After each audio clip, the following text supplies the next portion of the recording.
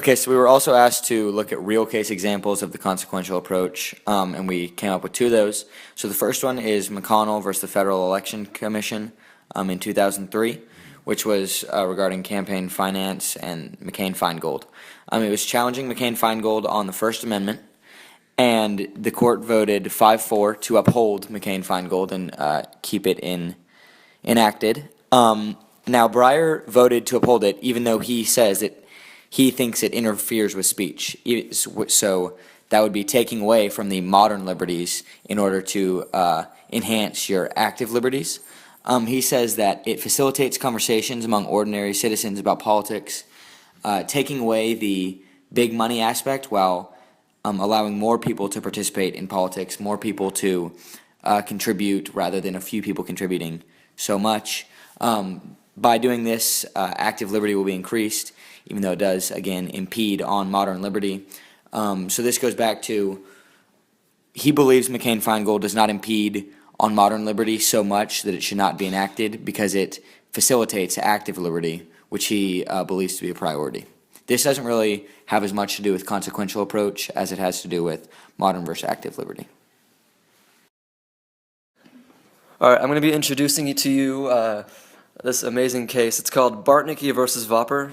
It happened in 2001, and it has to do with the First Amendment. Thomas is going to explain more about it.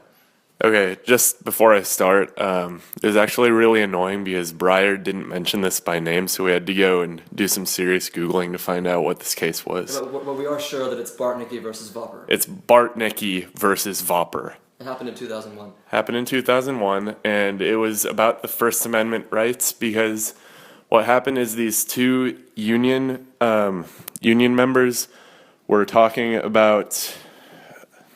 Oh my God. Okay, start over. Nope, we're going to keep going.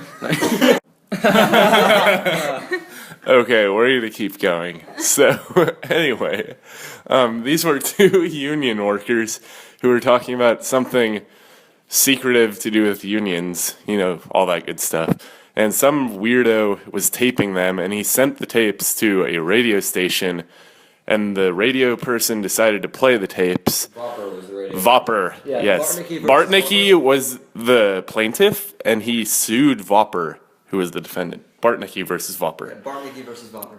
And in this case, the Supreme Court made a very specific decision. It said that a broadcaster cannot be civilly held liable for publishing documents or tapes illegally procured by a third party.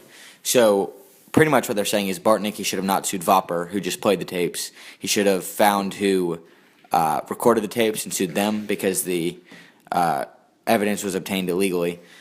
So he probably did sue that person anyway. We just don't. That's not this specific case. So Breyer ruled with Vopper because the Supreme Court ruling made a very specific decision regarding specific circumstances, which leaves open more future discretion, which falls in with his consequential approach of specific consequences of cases should be used. This also allows future decisions to be more specific and effective, just based on different consequences as technology changes, broadcasting changes, methods of obtaining audio or video could change, which also would tie into the consequential approach. basically Breyer's point with this was that the Supreme Court did not tie themselves down with this decision. They left more room for future courts to make rulings on this because they knew that their decision was not going to be final. It was going to need to be amended with the times. So they left it open, and yeah, Bartnicki versus Vopper. Yeah, I just wanted to clarify that we are indeed talking about Bartnicki versus Vopper. Okay, so our last question that we're going to answer is question number 2 from that sheet, and it's talking about emphasis and how the different courts emphasize different things. So Breyer starts off by saying that emphasis matters in court decisions when judges are asked to answer difficult questions regarding statutes or constitutional law due to the real-world consequences that come along with those decisions. Again, you can tell how he believes in the consequential approach. He's always thinking about how it will affect people in the U.S. Or worldwide and how different decisions should be tailored so that those consequences allow for the best active and modern liberty together.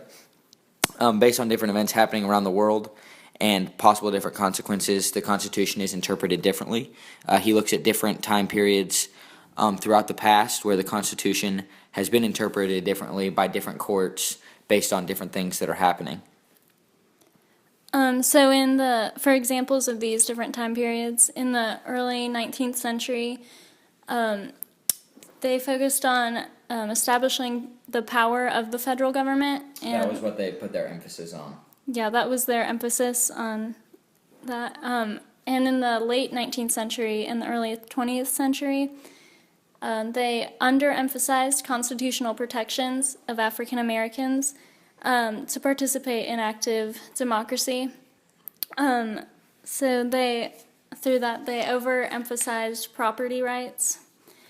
And in the Lochner era court, it emphasized individual property rights so much that FDR condemned the no man's land they had created. A land pretty much where in these individual property cases, the federal government had no jurisdiction, the state courts had no jurisdiction. There was no way for these people to be tried on cases that should have been. So again, increasing modern liberty while decreasing active liberty.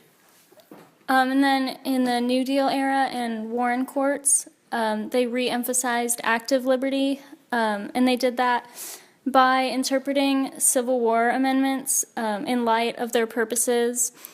So then in recent courts, there's an underemphasis on the importance of active liberty, like gun-free school zones and violence against women acts. These are both different cases that Breyer voted. He was in the minority on these. He lost 5-4 on two cases regarding these two acts. And he felt like these judges that have been appointed by conservatives, only 6 judges in the last 5 decades have been appointed by liberal presidents.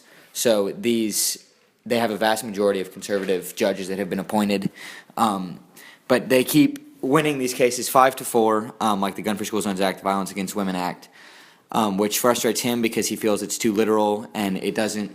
Not only does it not take into a consequential approach where things should be taken on a case-by-case basis to emphasize the underlying principles of the Constitution and democracy, he also feels like modern liberties are being protected more than active liberties.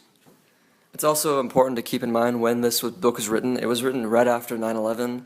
So there were a lot of motions towards the national safety that I guess kind of prompted his decision to release this book and make statements and speak out against the active liberty that's not as present as recent years could have been.